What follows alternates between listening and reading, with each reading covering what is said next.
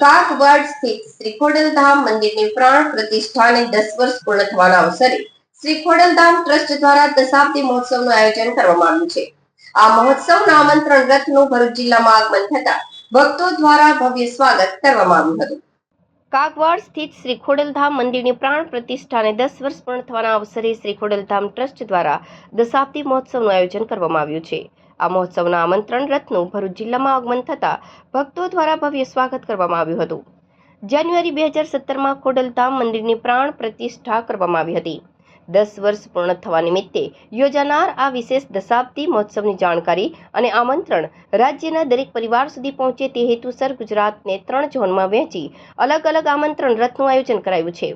દક્ષિણ ગુજરાત ઝોનનો રથ વાપી, વલસાડ અને નવસારીથી પરિભ્રમણ શરૂ કરીને તાપી અને નર્મદા જિલ્લાઓ બાદ ભરૂચ જિલ્લામાં પહોંચ્યો હતો। ભરૂચ શહેરના જાડેશ્વર ગામ, પ્રમુખ પાર્ક રોડ, પટેલ નગર, યોગી દર્શન, માનસનગર રોડ તેમજ શ્રીજી દર્શન વિસ્તાર સહિત વિવિધ સોસાયટીઓમાં રથનું ઉષ્માભેર સ્વાગત કરવામાં આવ્યું હતું। આ દરમિયાન ભક્તોએ માતાજીની આરતી ઉતારી ખોડિયાર માતાની આરાધના કરી હતી। રથના સ્વાગત પ્રસંગે જાડેશ્વરના આગેવાનો શૈલાબેન પટેલ અને કૌશિકભાઈ પટેલે માતાજીની આરતી કરીને યાત્રામાં સહભાગી બન્યા હતા।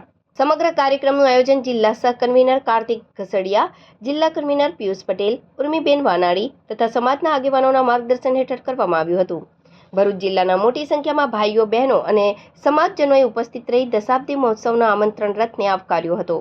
રથયાત્રાનું સમાપન જાડેશ્વર સ્થિત પાર્ટી પ્લોટ ખાતે માતાજીની મહાઆરતી સાથે કરવામાં આવ્યું હતું। જય માં ખોડલ। આજ રોજ ભરૂચ ખાતે દશાબ્દી મહોત્સવનું 19, 20, 21 જાન્યુઆરીનું ખૂબ ભવ્ય આયોજન કરવામાં આવેલું છે।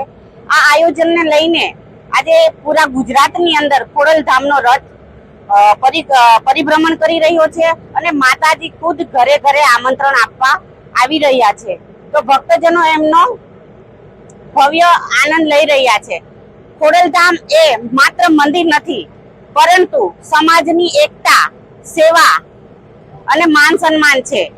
ઘણા બધા લોકોએ આ દશાબ્દી મહોત્સવમાં કામગીરી કરેલી છે અને આગળ પણ દશાબ્દી મહોત્સવમાં જે પણ લોકોએ કામ કર્યું છે એમને ખૂબ ખૂબ અભિનંદન।